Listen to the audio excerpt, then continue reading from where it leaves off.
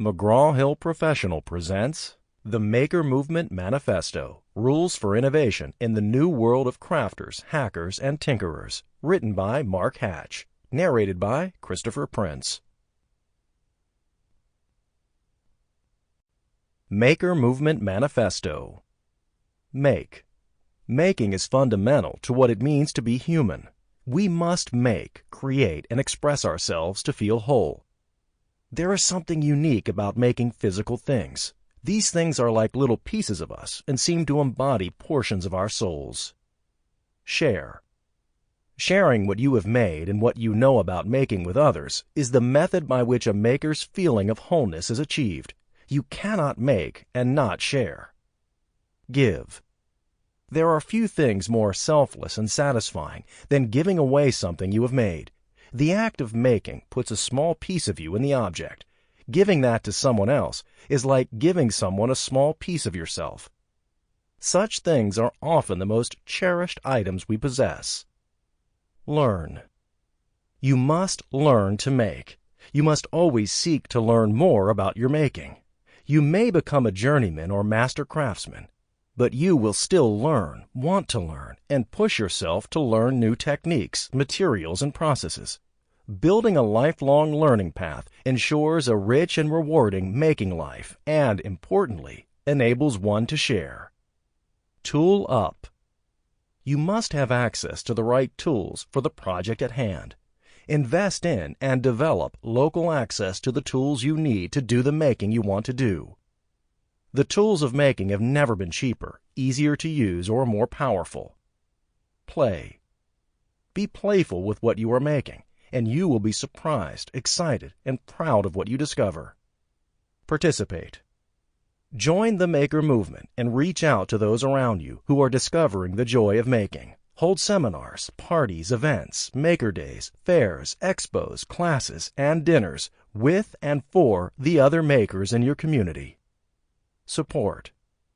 This is a movement, and it requires emotional, intellectual, financial, political, and institutional support.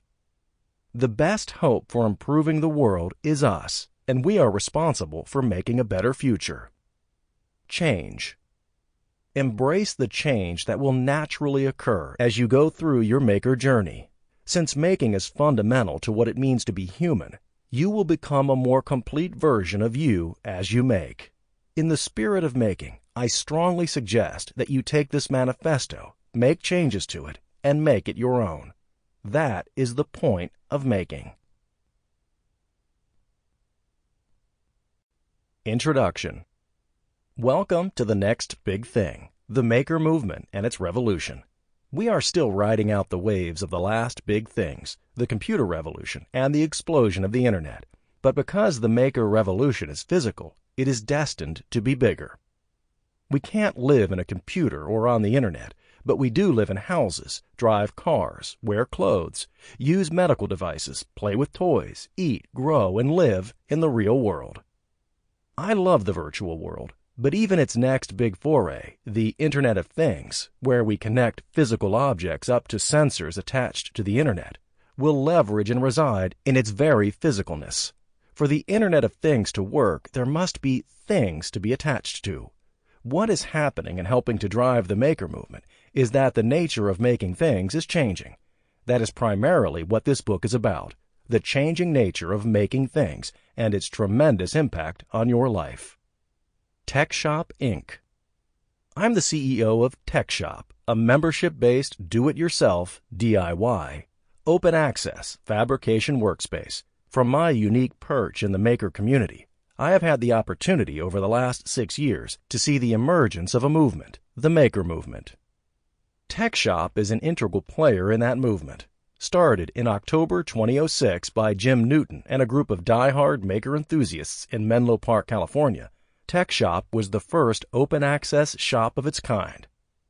With 6 locations open across the United States at the time of this writing, and many more in the works and aspirations to go international, TechShop is now the largest and most influential makerspace in the world. Shop locations average 16,000 to 20,000 square feet in size, with every tool and piece of equipment needed to make just about anything, like the world's fastest motorcycle, the world's first desktop diamond manufacturing device, the world's cheapest drip irrigation system, and award-winning startups, one of which is currently worth billions of dollars. It is the most creative hub of activity in every city where it opens. People move to be near one, others take extended vacations in them, and a number of venture-backed startups have temporarily relocated their engineering teams to work out of the space.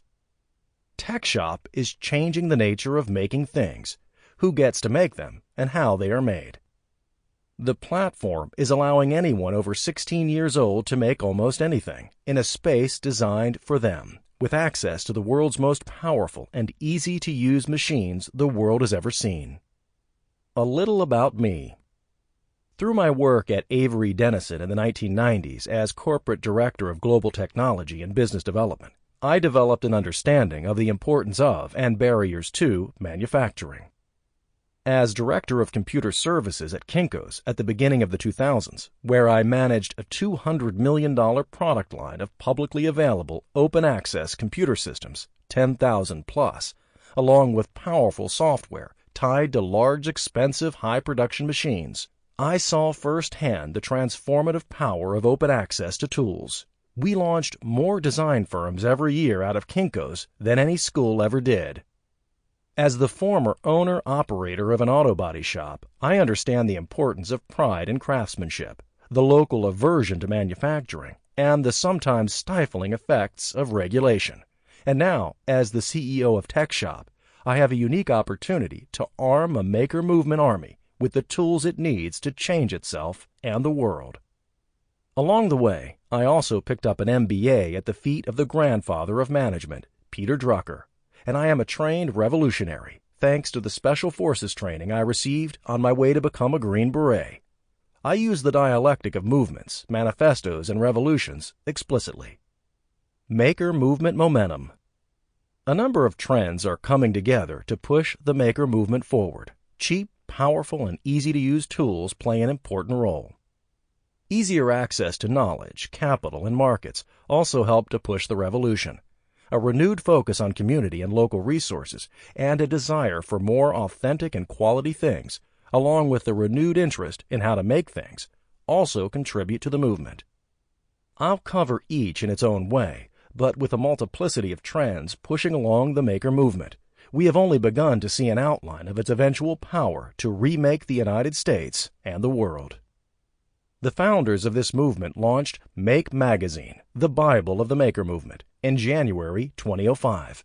Dale Doherty, Sherry Huss, and Dan Woods, along with the support and encouragement from Tim O'Reilly, launched the magazine and then the Maker Fair, an annual gathering of 50,000 to 125,000 in 3 major cities around the country. Modeled after the old Popular Mechanics format, with a heavy emphasis on describing projects that could be made by the home enthusiast, Make Magazine has become the touchstone of the movement. The arrival of each magazine is like getting a new Christmas catalog of things you want to make. When the group launched the first Maker Fair in San Mateo, California in April 2006, 25,000 people showed up, many from out of state, wanting to connect with other people like themselves. And just like that, with an eclectic mix of people, projects, and things, the 21st century version of the State Fair was born. 8 years later, with expansions to hundreds of mini Maker Fairs in other cities and states around the country, the San Mateo Maker Fair will likely top 125,000 visitors and participants in 2013. With its annual draw of tens of thousands of acolytes joining together to celebrate making things, Maker Fair is like Mecca to the maker movement. At the first fair, future TechShop founder Jim Newton sat with a table, a sign, and an idea. By October 2006, he, his partner, and a bunch of volunteers had opened the first full-blown makerspace. Since then, the movement has begun, and TechShop has been joined by many other companies. We have partnered with Autodesk, the software company that owns AutoCAD, Inventor, 3ds Max, and Maya. Autodesk has jumped into the maker movement with both feet, releasing a slew of free software, making it possible for anyone 8 to 80 to design and make. The company has also increased its pace of acquisitions with purchases like Instructables.com, an online free instructional website where one can learn and share how to make almost anything. Ford Motor Company, DARPA, the Veterans Administration, General Electric, Lowe's Home Improvement, National Instruments, and a growing number of other large and small companies have recently joined with us and others in helping to drive the message, platforms, and impact of this movement. New companies have emerged as a result of the maker movement. Adafruit, SparkFun, Inventables, Quirky, and MakerBot Industries all come to mind. One of the keys to this movement is the democratizing impact of access to the tools one needs to make things. I met Jim Newton, founder and now chairman of TechShop, at a software party in Palo Alto, California in 2007. I overheard him describe the workshop as being kind of like Kinko's for geeks. Since at one point in my career, I had run the geekiest part of Kinko's, the computer services area across the United States, I was intrigued. I thought to myself, I am Kinko's for geeks. What is this guy talking about? Eventually, Jim got me to come and take a look at the first TechShop location in Menlo Park, and he introduced me to the beginning of the movement. At one point on that first visit, I went from table to table in the store asking, "What are you making?" 3 times in a row, I talked to entrepreneurs who told me that they had saved 95 to 98% of their development costs by using TechShop to make their initial products and sometimes their first couple of production runs. I had done plenty of business development, product development, new product or service launches, along with research and development in my career. A 98% reduction in the cost of launching a product or company means, for example, that what used to cost $100,000 now costs just $2,000. This is stunning. It moves something from being hard or impossible to easily doable by anyone in the middle class. This platform democratizes hardware innovation in one fell swoop.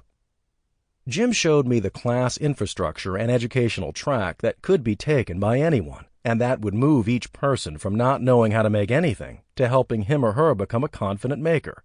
And then I met the TechShop members. This was the most amazing group of artists, scientists, entrepreneurs, students, crafters, investors, and engineers I had ever encountered in one location. Some of them were already on a path to change the world. I was instantly hooked, and you will be too. You will meet many of these people in the following pages. These have been 6 of the most amazing years of my life. I've met the most interesting, innovative, optimistic, energetic, and engaging men, women, and kids one can imagine. Many of my heroes have become friends, and many of my new friends have become heroes of the movement. When I first started this journey, I believed that if this maker movement could scale up, it could actually impact the world in a positive manner. 6 years later, I don't just believe this anymore. I know it. I have proof. Our members have changed the world in significant ways. Important companies have launched out of our space and the movement at large. You will have to read the book to learn more, but what I know now is that we are at just the beginning of the largest explosion of creativity and innovation the world has ever seen. I know that these platforms revolutionize innovation in a way the world has never seen before. I know that the maker way, thought, and movement will become a defining characteristic of at least the first half of this century, if not most of it. I know this because I see it play out every day in my role as the CEO of TechShop. I get to see people pursue their dreams of changing the world, and then watch them and others do it again and again and again. I get to interact with our staff members who tell me they have a hard time believing all the amazing things our members are doing and making. They tell me that being a part of this makerspace is the most interesting, fun, and meaningful work they have ever had. I get to host dignitaries, futurists, consultants, and exploratory committees that come to the Silicon Valley to see the next big thing and try to understand how they might be able to take some of the great ideas home. Please forgive me for talking about TechShop throughout the book. I use the generic makerspace wherever I can, where it makes sense, and where it doesn't detract from the facts. But we have the leading makerspace in the market, with 6 locations spread across the United States today. We have become one of the leading brands in this emerging market. The point of this book is not to shill for TechShop. Rather, it is to shine a light on what will become one of the most important movements of a generation, and then to invite you to participate in it. I became a Green Beret years ago and adopted the motto, De Oppresso Liber. This translates as, to liberate the oppressed. Little did I know at the time that the real opportunity for me to help liberate the oppressed would come through helping TechShop achieve its goal of democratizing access to the tools of the next industrial revolution. It has been an amazing ride so far, and promises to become even more amazing as the movement grows in the United States and then around the world. This movement will not stop at the U.S. borders. It is too fundamental. It will eventually wash over the entire world. I was thrilled recently when Chris Anderson, formerly of Wired magazine, the preeminent chronicler of all things web-related, told an audience filled with his peers that, if you thought the web was big, I think this is going to be bigger. I couldn't agree more. The real power of this revolution is its democratizing effects. Now, almost anyone can innovate. Now, almost anyone can make. Now, with the tools available at a makerspace, anyone can change the world. Every revolution needs an army. That is the real purpose of this book. To use revolutionary language, my objective with this book is to radicalize you and get you to become a soldier in this army. Not so that we can destroy some nation, political party, or social movement, but so that we can collectively use our creativity to attack the world's greatest problems and meet people's most urgent needs. So that we can reduce the size of the dead zone at the end of the Mississippi River, like one team has begun to do, or so that we can reduce the size of the carbon footprint of all the computer servers running the Internet, as another team did, or so that we can create the world's least expensive drip irrigation system and help with the global water crisis, or open up the merchant banking systems, or literally save tens of thousands of babies' lives, like other teams have done. We need you to add your creativity, enthusiasm, experience, knowledge, and skill to the mix. We need millions of people to join this movement. So please, read on. You can't help but be inspired by the stories you will read. If you do take on the challenge of making, it will change you in exciting and surprising ways, and you might just change the world. Chapter 1. Maker Movement Manifesto. In the spirit of making, I strongly suggest you take this manifesto, make changes to it, and make it your own. That is the point of making. Make. Making is fundamental to what it means to be human. We must make, create, and express ourselves to feel whole.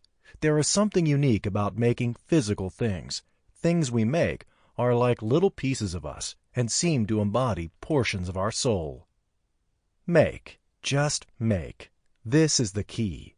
The world is a better place as a participatory sport. Being creative, the act of creating and making, is actually fundamental to what it means to be human. Secular philosophers like George Wilhelm Friedrich Hegel, Carl Jung, and Abraham Maslow all came to the conclusion that creative acts are fundamental. Physical making is more personally fulfilling than virtual making. I think this has to do with its tangibility. You can touch it, and sometimes smell and taste it. A great sentence or well-written blog is creative and makes you feel good about what you have accomplished, but it is not the same as the satisfaction that comes from the physical labor involved in making something physical. If you come from a Judeo-Christian religious background, whether Jewish, Protestant, or Catholic, then you know that the first book of the Torah, or Old Testament, is the book of Genesis. Read Genesis chapter 1 closely. Whether you believe in the literal interpretation of creation or not, we can probably agree on two things coming out of this chapter. God is a maker, and He made us in His image. It is a very powerful introduction to God and who we are as humans. What do you know about humanity by the end of the chapter? It says God made, or let, or created some 15 times, and ends with making people in His image. At the end of Genesis 1, we may not know much about God or humans, but we do know one thing for sure. We were made to make. There is nothing that can replace making. Philosophers, religious scholars, and personal experience make that clear. Wars have been fought when the common people thought they were going to lose access to ownership of their own productive tools. So the first thing we must do is make. The do-it-yourself (DIY) home improvement industry in the United States is worth over $700 billion. The hobbyist segment is worth over $25 billion. The most valuable segment of the $700 billion DIY is the perpetual remodeler, specifically those who have enough money to let business professionals do the work for them, but don't. You might know or even be one of these people. In your heart of hearts, you know you don't really need to redo the bathroom, or certainly not the way you plan to do it yourself, but you do it anyway. This is because there is more satisfaction in completing the remodel yourself. A makerspace is a center or workspace where like-minded people get together to make things. Some makerspace members are designers, writers, practitioners of medicine or law, architects, and other white-collar types who come in and start making things for themselves, their families, and friends. They spend time in makerspaces because they just love to make things. They don't need to make Christmas presents. They want to. Tina Albin-Lax had made a New Year's resolution for 2012. She was going to learn how to make something. She signed up for TechShop's basic laser cutter class and has never been the same since. For $60, she learned how to use a laser cutter. Then she booked it for the next day so she could practice what she had just learned. But she needed a project to practice on. As luck would have it, that evening Tina's sibling called and invited her to attend her nephew's birthday party that weekend. With a flash of brilliance, Tina asked for the names of all the children who would be at the party. The next day, Tina used her new training to make cupcake toppers for each of the party attendees. Using the laser cutter, Tina cut out the name of each child and etched in some nice patterns. She finished them with a nice glossy coat, and that weekend put one on each child's cupcake. What child doesn't love to see his or her name emblazoned on something, particularly something chocolatey and sweet? Not surprisingly, the parents wanted cupcake toppers for the rest of their children, and then wanted them for their children's parties. It snowballed. Soon, Tina had an online store, www.etsy.com. Then she began teaching classes on how to launch a business and had a great mention in Martha Stewart's magazine, Martha Stewart Living. Her phone couldn't make it through the day from all the order notifications she was getting. Last I heard, she was working on a book. This all came about from a simple desire to make something for the first time since 6th grade. An accidental entrepreneur was born. And what was Tina's background? She was a labor organizer. I grew up playing neighborhood football with a kid named Ben Parks. His dad was a ceramic artist and had throwing wheels, clay, and amazing glazes around his house. One day his dad invited us all to come out and throw a pot. What a great afternoon! I attempted to make a large vase, and after what seemed like dozens of attempts and lots of help and encouragement, I ended up with a sad-looking, lopsided, very small coin holder. It will hold a couple of dollars worth of quarters. I glazed it beautifully with help from Ben's dad. A couple of days later, after it had been fired, I got to take it home. This thing is an ugly duckling that will never grow up. But guess what? I still have it. It's small enough that I've taken it everywhere I have moved. Its only value is that I made it, and it is some kind of memento from my childhood. Looking back, I realize now that I was not the target of that day of making, though I still appreciate the gift it was. Ben eventually became a ceramic artist himself, following in his father's footsteps. There is something fundamental about making. Share. Sharing what you have made and what you know about making with others is the method by which a maker's feeling of wholeness is achieved. You cannot make and not share. We make to share. Each of us is wired to show off what we have made.